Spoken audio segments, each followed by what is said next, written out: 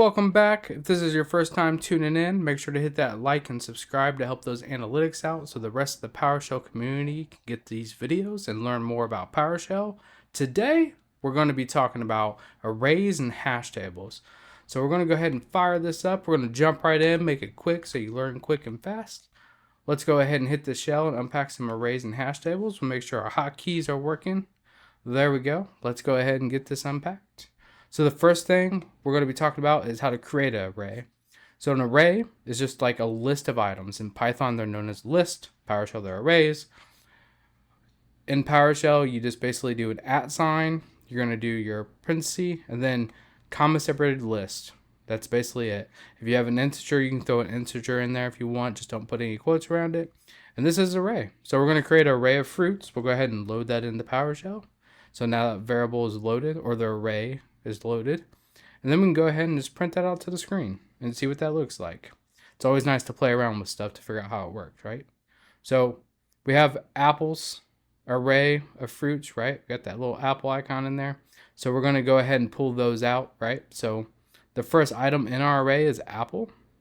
And so remember, indexing, it starts with 0. So this is basically going to write to the screen the first fruit in the list and what that fruit is. So we're going to have run that, and the first fruit is an apple.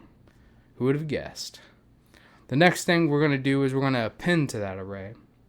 So how you append is do a plus and equal sign. If this was an equal, it would wipe out the entire array. But since we're doing an addition, it's going to add dragon fruit to that array. So let's go ahead and add some dragon fruit there. And then we're going to look at those fruits again. And so we can see we have apple, banana, we have cherry, and we have dragon fruit. The next thing is the length. So this is how many items are in that array. So we can go ahead and run that. We can see we have a total of 4 items. That's also useful when you're going through and doing counts and stuff in a loop or anything like that.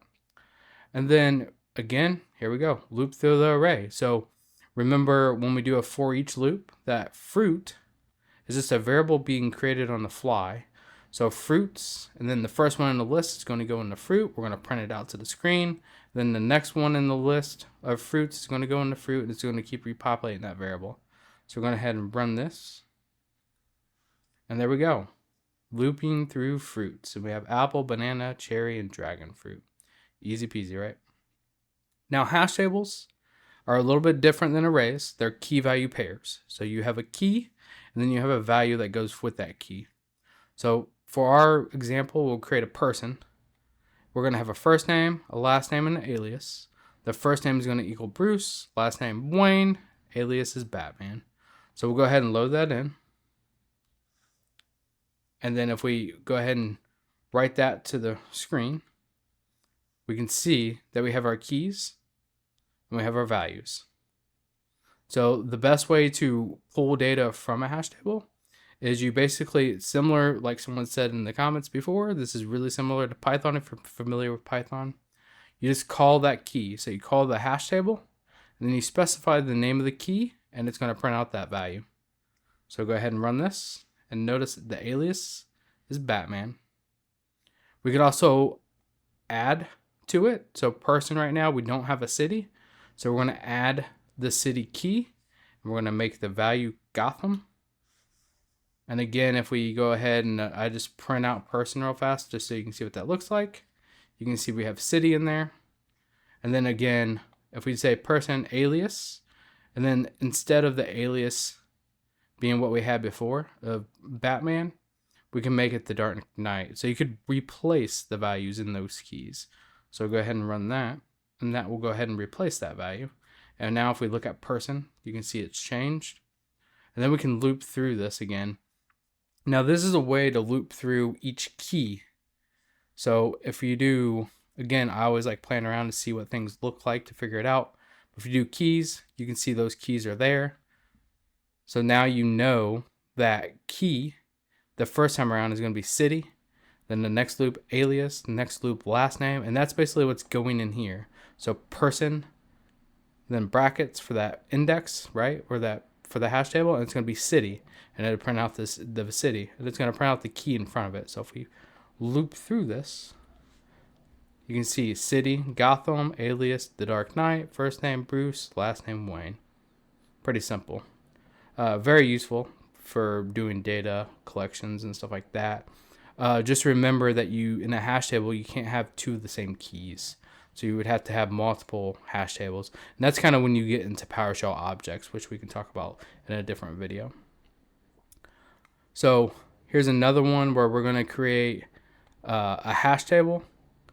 And then that hash table is actually going to have arrays in it. So we're getting kind of a little crazy here. But in this one here, we'll have PowerShell and we'll have array of commands.